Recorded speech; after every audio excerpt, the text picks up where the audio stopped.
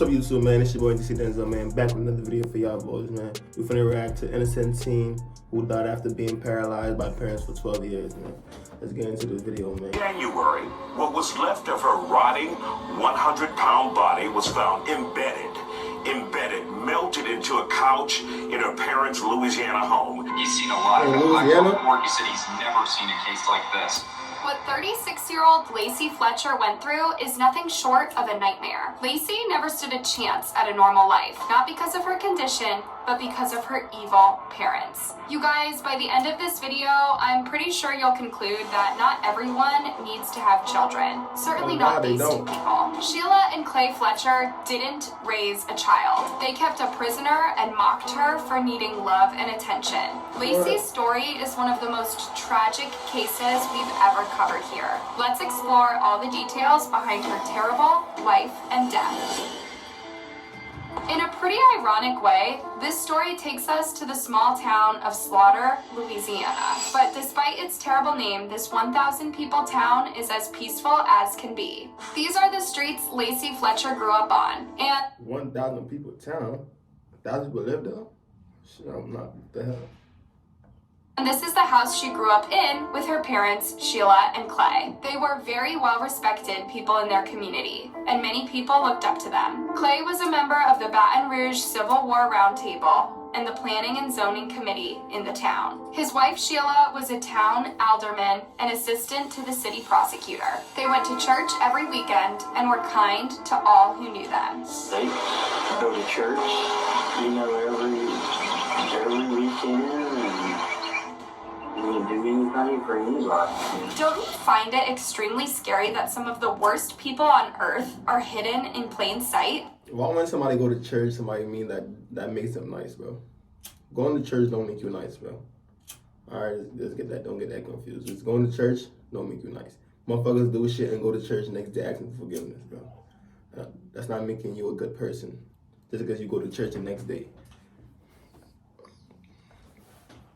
On January 3rd, 2022, at around 2 a.m., Sheila phoned the emergency services. Her 36-year-old daughter had stopped breathing. She didn't give them a lot of details. It almost sounded as if she blamed her daughter for passing away. But when the paramedics arrived at Lacey's home, they discovered a scene that would scar them for life. Immediately, they phoned law enforcement, news stations, and the town's coroner, Dr. Ewell Bickham. Ewell would later say, "I opened the door, walked into the house. There was a stench, an odor, fecal matter, urine. You couldn't hold your breath." But that's just to put it lightly. Ewell had been the coroner for 3 decades.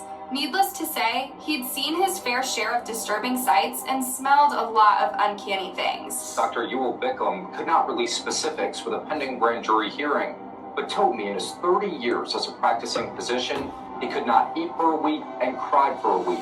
Everyone who set foot in that house on January 3rd was marked for life. The sheriff was quoted saying, "That shit was that bad, bro. God damn. Motherfuckers, I've been doing this shit for years. Can't I've been a sheriff for 6 years, and I've had a lot of things happen here in East Valencia Parish, but this type of scene is by far the worst." Lacey hadn't just stopped breathing that day. She had stopped living in the way that we all know many years ago. When the paramedics found her, she was practically fused with the living room couch. Her skin had melted into the couch long before she had passed away. Dr. Ewell concluded that the only way this could have happened is if she hadn't moved from the couch for around 12 years. The autopsy report said Lacey's cause of death was acute medical neglect, dating back to... Man, how you stay on the couch for 12 years, though? How? Is that even possible, bro? You just stay on the couch for 12 years? There's 365 days in a year. How the fuck you just stay on there? They stay on there. The fuck? At least 2010. The couch was filled with waste. Lacey's skin from her waist down was red. Lacey had been sleeping in a makeshift toilet for over a decade. The rest of the autopsy details are too gruesome to mention here. Just to summarize, while their daughter was melting into a toilet couch in the center of their home, jolly old Sheila and Clay went to church, praised God, and acted heroes to their community. Needless to say, they were arrested and charged with unaliving their daughter.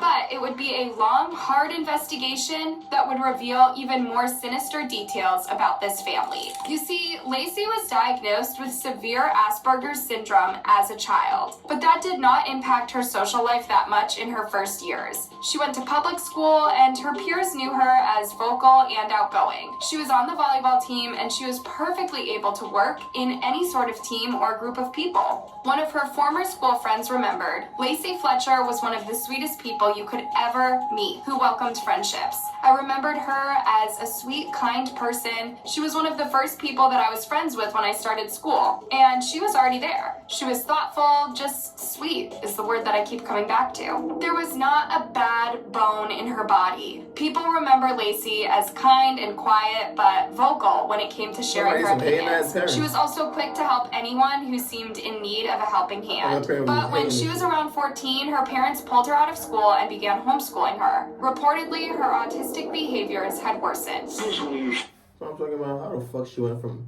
being one of the most liked motherfuckers in school to you just taking her out of school. Probably ain't all that motherfucking good news and shit, was hating on your own daughter type shit. That's what they giving me off this shit, bro. Ain't no way I'm hearing all this good news about my kid in school. And I just take her out of school, homeschool out of nowhere. She was, different. She used to come out and, walk, but I hadn't seen Lacey in 5 years.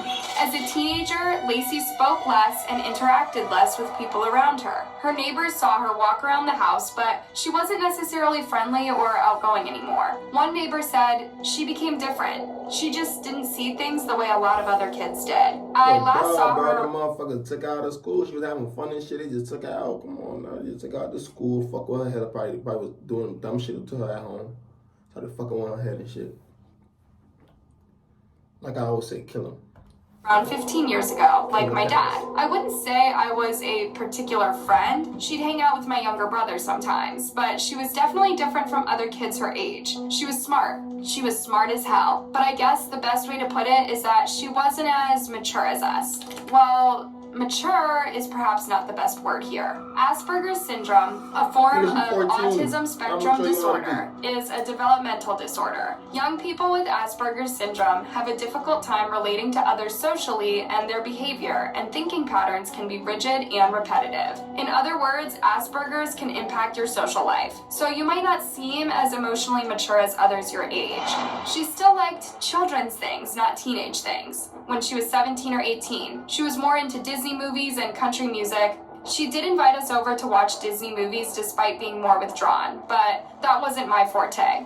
I was 18 and I used to ride motorcycles. This is what the neighbor remembered from 15 years before. What? Creepily, people around Slaughter started seeing Lacey less and less until they didn't see her at all. Being of adult age, they assumed she might have left town and moved on with her life. No one knew she was fusing into her couch just a few feet away from their own homes. Here's where the situation gets a little murky. There are two conflicting reports about Lacey's 20s. One report says that Lacey had begun suffering from locked-in syndrome. This is a very rare condition where the patient is completely mentally cognate, yet unable to move parts of their body. According to this report, Lacey became locked into a position with her legs crossed on the couch. However, according to another report, Dr. Yule denied Lacey having this syndrome. He said, "I don't know where that term came from or what source it came from. In all my years as a practicing physician, I have never heard of that term. The only diagnosis that I know she did have was first social anxiety, severe autism, and that's it. Those are her only two diagnoses." Of course, the first report was to help her parents' case, if only by a little bit. If she was stuck in a cross-legged position, that might explain why she didn't move from the couch. However, it wouldn't explain why her family didn't take her to a doctor. and why they left her to rot on the sofa. And on Monday, January 3rd, 2022, when they called 911, Sheila and Clay had just returned from a weekend trip. Lacey was left by herself in that house, unable to get water and food for herself for 3 days. Another neighbor of the family said about that day, there was one neighbor here, we don't know who it was, who had supposedly seen Lacey on the couch like that and told the parents they had to call the police. And that's what we were told. I don't know how much truth there is in that. Were it not for that neighbor, would Lacey's parents have just buried their daughter in the backyard? We begin with a case that has been hard for even the most seasoned investigators to forget. Lacey's case made headlines in Louisiana, then the US, then the rest of the world. Things like this just don't happen, and it's good that they don't. Last January, what was left of her rotting 100-pound body was found embedded, melted into a couch in her parents' Louisiana home. Indeed, Lacey weighed just 96. In her parents' That shit look crazy though, bro. That's fucked up. Man. Louisiana home. Indeed, Lacey weighed just 96 pounds when she was taken from her home. The autopsy report confirmed chronic malnutrition, acute starvation, immobility, acute ulcer formation, osteomyelitis, otherwise known as bone infection, and finally, sepsis. This hadn't been the first time her parents left her unable to fend for herself while they went vacaying for the weekend. She had been in a state of near starvation for years, and that was just one of the unspeakable horrors she lived through for decades. When Sheila and Clay were arrested, they didn't show an ounce of remorse. Sheila even claimed that she cleaned her daughter's sores. Excuse me? She was covered in waste. It was found in her ears and mouth too. She died of sepsis. Shockingly, they were released on $300,000 bonds within 36 hours. Y'all release these motherfuckers, bro. How y'all be doing this though, bro? Bro, that shit not cool, bro. I watch so much of these damn videos and these motherfuckers just get to go home. Last nigga got $10,000. Last nigga got 10 years. This motherfucker get the $10,000 bond. Oh my God, that shit crazy as hell. The rest of the Fletcher's home was tidy. On May 2nd, 2022, Sheila and Clay stood trial for taking their daughter's life. Photos were shown to the jury, both from the crime scene and from the coroner's office. The jury gasped, sighed, and cried. These photos were never released to the public. By the end of the trial, the jury concluded Sheila and Clay were guilty of second-degree murder, even though their initial charge was manslaughter. Their lawyer is still working to have their charges reduced to manslaughter. After they posted bail, he said, they don't want to relive the pain of losing a child through the media. They have been through a lot of heartache over the years. Anyone who has lost a child knows what it's like. But y'all was taking fucking vacations. What y'all talking about? Man, these people, bro. Excuse me? How can this be about them at all? Anyone who has lost a child, they took Lacey's life. They cannot play victim here. Apart from complaining about cleaning her daughter's sores, Lacey's parents also claimed their daughter was of sound mind to make her own decisions. According to them, it was Lacey's choice to never leave the couch. How could you possibly accuse your child of rotting on a sofa? Again, they had 12 years to phone a doctor or seek help for her worsening condition. Also, no person in their right mind would live with that sight or smell. Apparently, Lacey had been going to the toilet for so long in that spot that even the floorboards under the sofa had begun to decompose and rot too. We spoke with the coroner last year. He said, look, I deal with death every day. And this is something that I can't even get out of my head. The smell was just awful. He said the minute he walked into that house, he left and actually had to vomit in the front yard. And yet, the Fletchers lived there like it was nothing. They just thought that this was what they had to do as their daughter refused to move. This is her parents were coming and going, living normal lives, going to work. Meanwhile, they have their daughter who had not gotten up from the sofa in what the coroner estimates was possibly years.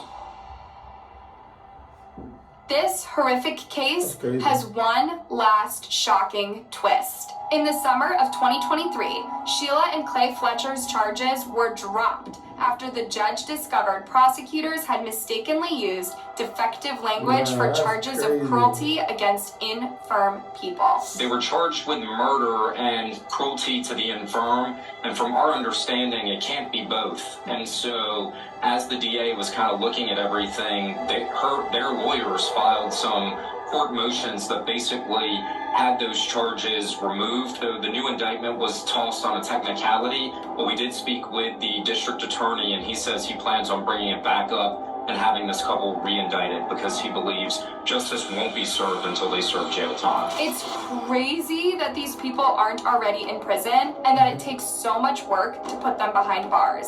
Yep. In the summer of 2023, a year and a half since poor Lacey was found, her evil parents were still walking free. We're just outraged by this. Is there a chance that if this mother and father of Lacey Fletcher's re-indicted, could it be a lesser charge or will it still be murder? When we spoke with the DA, it sounds like he's trying to press on and go after these two people on the murder charge because of what had happened to Lacey. It's $1 million question to think of what had happened to Sheila and Clay to be so far removed from humanity. To think it's normal to live in that smell next to your rotting daughter and feel no remorse as you let her starve and go on vacation, terrible. Terrible things must have happened in these people's childhoods too. However, that is irrelevant here. When you have a child, you have a responsibility to care for them. Keeping them clothed, fed, and clean is the bare minimum. If you can't do that, just don't have kids. Here's a piece of good news though. At the end of June 2023, the couple was rearrested and charged once more with second-degree murder. The district attorney, Sam D'Aquila, said, "We will ensure there is justice for Lacey and the public knows that caregivers will be charged for neglecting or abusing a person in their care."